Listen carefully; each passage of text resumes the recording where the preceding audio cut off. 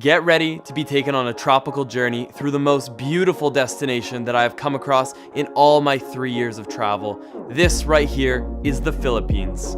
Having spent almost 4.5 months, 3 separate visits in the country, I've seen and done a lot of things here, and because of my recent trip here, it was time to update my top 10 to the Philippines with the 2.0 version. Strap yourself in and get ready for what will be your next tropical adventure, the Philippines. Let's hop right into it with number 10. Cresta de Gallo. This is going to be an island that 95% of you have never heard of before. The reason being because, well, it's probably just about the hardest island you can ever try to get to. I spent about 3 days of travel just to get here. There were no given routes. You basically had to completely wing it and just show up, hope that everything would work out. But one of the great things about traveling the Philippines is that the locals will stop what they're doing in a heartbeat to try to help you out. So getting around even the off the beaten path kind of places is still possible here, but you really need to want this. So why should you go out of your way to find Cresta de Gallo? Well, I think the drone shots will speak for themselves. When you show up on this island, you feel like you're on Castaway. You feel like you are stranded in the middle of nowhere. You might as well start screaming Wilson because there ain't no one coming. We were fortunate enough that day to have had the sun on our side, and we got a remarkable sunset. We watched it on this narrow white sand beach. Cresta de Gallo is for those who are willing to go the extra 1,000 miles to see true beauty. Now, let's move on to number 9.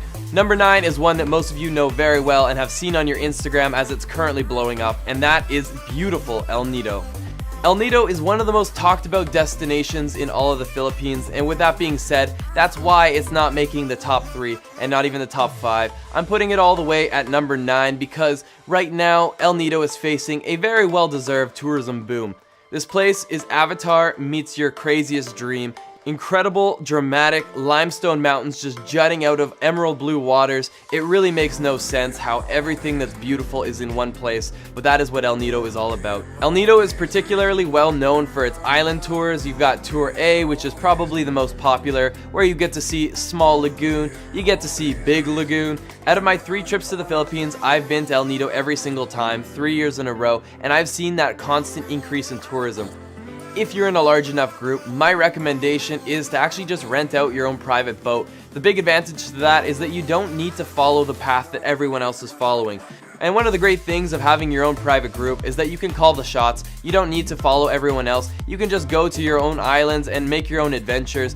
After seeing Small Lagoon, we actually asked our driver just to take us to a private island. We had lunch on this island, pretty much just us and another boat. Overall, that was for me the best way to enjoy El Nido. But one warning is that you might miss out on the social atmosphere that can happen when you have a great tour group.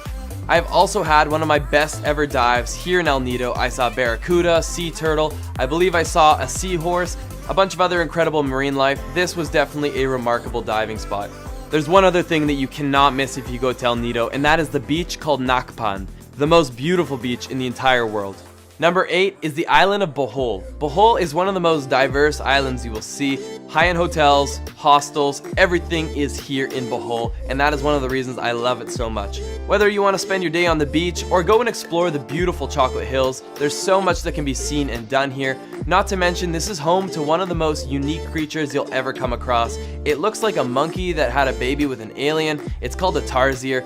They're very, very nervous. Do not use a loud voice. Be very quiet, otherwise they literally could drop dead from a heart attack. I'm not joking. There are 2 main parts of Bohol. There is Anda, which is in the north, and I thought it was beautiful. I really loved this blue hole we found, but I gotta say the beach up in the north, when I was there a year and a half ago, was very dirty. Hopefully they've taken care of that. And in the more southern tip of the island, you have Alona Beach, and this is probably where I would recommend you stay. All sorts of different hotels and accommodations, pretty good food, pretty good nightlife, and it's a great place to start your day trip if you're gonna be doing the Tarsier Chocolate Hill day trip. That can all be done in one day. It's one of my favorite day trips that I've ever had.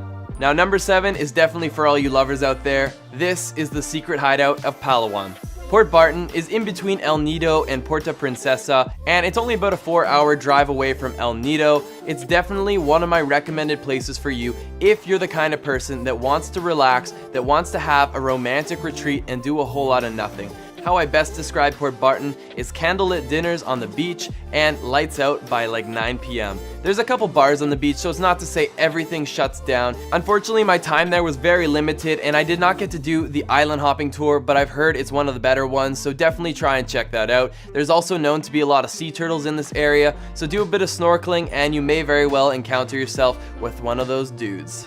Finding Nemo. Alright, for number 6, I'm actually going to do a two-part because these two islands are very close by and they would definitely make an incredible trip. But let's start it off by talking a little bit about Tablas, a place that is literally so unknown that I have to say I feel a little bit proud that I even found it.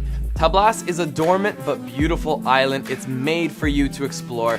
Bring your friend, get a scooter, and go explore this island because it has so much to offer. Incredible white sand beaches, beautiful sunsets, you will find it all here in the island of Tablas. And one of my major finds on this island here was this resort right here named Footprints. If you're going to Tablas, they are my #1 recommendation.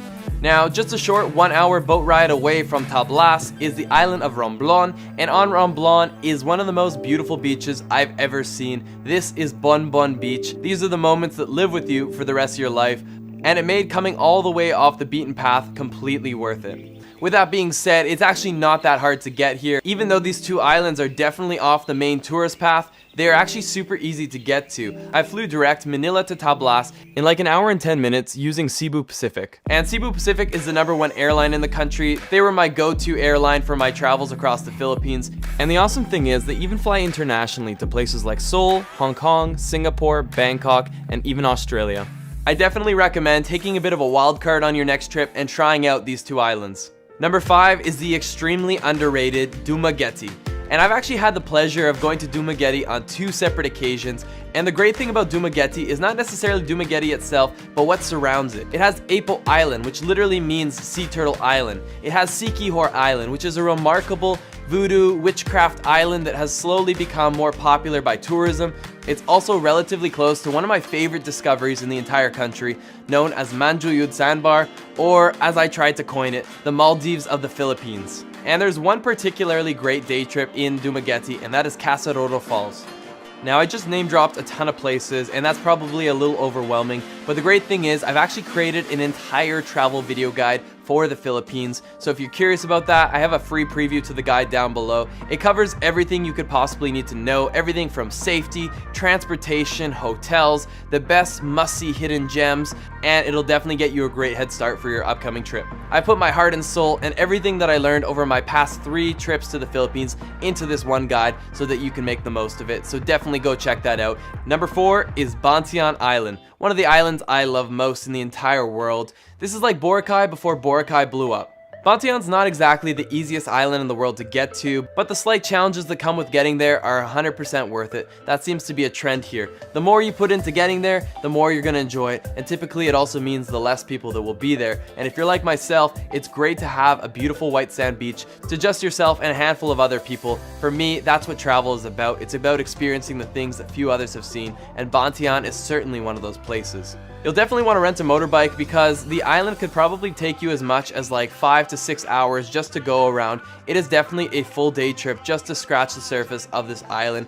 The people of the Philippines are extremely kind, and it doesn't matter what road you follow down. Typically, they always greet you with a massive smile, and don't be afraid to pull over and actually have a conversation with them. I remember in Bantian stopping at a random little market and just sitting down and having a beer with a few of the guys. Even though there was a bit of a language barrier, they really appreciated me making the effort to talk to them, and for me, it was one of the highlights of my entire day. So definitely try and make friends with the locals. A couple of the notable locations on the island are this abandoned building here, right on the water, and in typical Philippines nature, we have got some incredible blue water with the saturation on full boost. It's definitely a very relaxing island, so enjoy a world-class sunset in one of my favorite islands in the entire world. Alright, we are now heading up to the podium. The bronze medal, number 3, is going to Barian. Nothing but beautiful blue water that's formed its way through the rocks. You can do some incredible cliff jumps into the canyon. The water has even eroded away at some of the rock, and it's made for some crazy water slides that go right into the refreshing waters. Now, you would think this would be the end of the experience, but there is actually a cherry on top, and that is at the very end of the canyon, you arrive at what is the greatest waterfall that I think I've ever seen. This right here is Kawasan Falls, also known as the Gatorade Factory. Weather dependent, when you visit, the bluest of waters will be flowing into this little area at the very end, and this is the result. It's definitely becoming a bit more of a mainstream destination, so try to coordinate and figure out the low times to visit, but even if you have to share it with other people, this is still an unforgettable experience. Now, most people would celebrate if they got a silver medal, if they made the podium, but Karan, please don't cry. You're still extremely beautiful. Number 2 is going to the dreamy island of Karan. Look at these drone clips. Look at these lagoons. Look at this water. It is very similar to what you saw in El Nido, but the remarkable thing about Karan is that it's not as busy as El Nido. So everything that was great about El Nido is here, but with less tourism. Only 2 of the 11 lakes on the island are accessible to the public. Not even the locals can swim in those other 9 sacred lakes. There's a lot of history here, and there's even said to be a giant octopus that swims in these waters, so always be looking behind you when you're in the lagoons.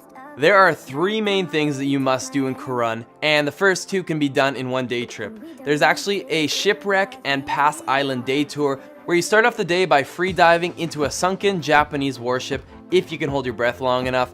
And secondly, you end off your day here at Pass Island, one of the most beautiful islands that I think I've ever seen. Nothing but beautiful white sand beaches surrounded by cerulean blue waters and a whole lot of nothing to do. They even had an island wiener dog. That was definitely the cherry on top to Pass Island.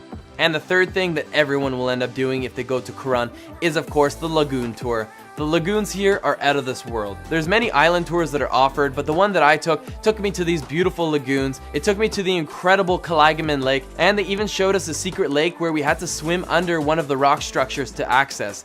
If the weather is right, you will never be able to find something more beautiful than this, period. Now guys, let us find out who has pushed Karan off of the #1 spot in last year's top 10. Drumroll please.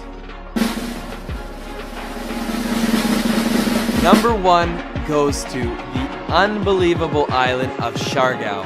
Siargao, also known as Cloud 9, is surfers' paradise.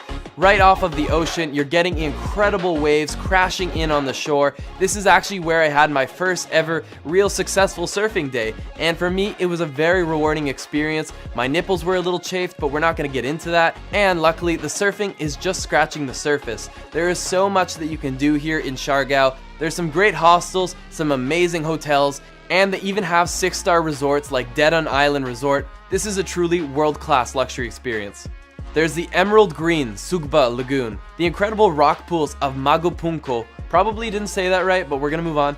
And the awesome thing is, Siargao is just one island that's surrounded by other beautiful islands. There's Naked Island, which, by the way, it's probably frowned upon to be naked there. There's Guyam Island, and several others that will all be fit into your island hopping tour, so that's for you to explore and find out. And it's actually becoming a lot easier to get here. You can actually fly direct now from Manila using Cebu Pacific, and you get there in like an hour and 45. Good nightlife, chilled vibes, all in one place. This is Siargao, and that is the reason it is my #1 must-see place in the Philippines. That is the top 10 to the Philippines. I hope it helped you with your upcoming trip, and if you are coming, then you'll definitely want to check out my free preview to my 5 hot tips to the Philippines. It'll be a great head start for you on your trip. Look no further, check the link in the bio, and if you're new to my channel here, I would invite you to become part of Team Get Lost by hitting that subscribe button. So guys, without further ado, let's get lost again in the next one.